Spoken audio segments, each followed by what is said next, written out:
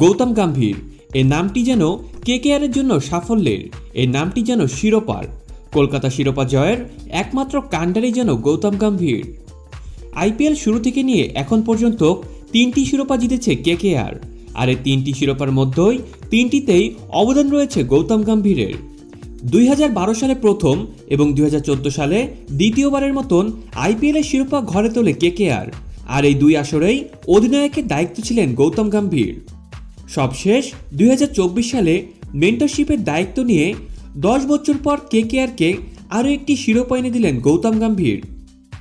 গম্ভীরের অধিনায়কতে 2014 সালে শিরোপা এনে দেওয়ার পর পরবর্তী 3 সিজনে ভালো খেলতে পারেনি গৌতম গম্ভীর, যার কারণে 2018 সালে কেকেআর ছেড়ে দিলে দিল্লিতে যোগ দেন তিনি, আর সেই আসরেই আইপিএল থেকে অবসর নেন গম্ভীর।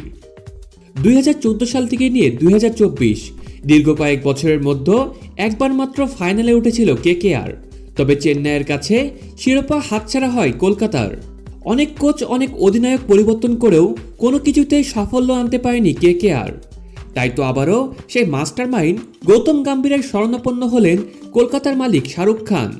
যদিও এর আগে লখনৌ সুপার জায়ান্টের হয়ে মেন্টরশিপের দায়িত্ব পালন করছিলেন গম্ভীর, তাই তো রীতিমতন এক প্রকার জোর করেই গম্ভীরকে দলে ফিরিয়েছিলেন শাহরুখ খান, আর দলে ফিরেই নিজের ভেলকি দেখালেন গৌতম গম্ভীর।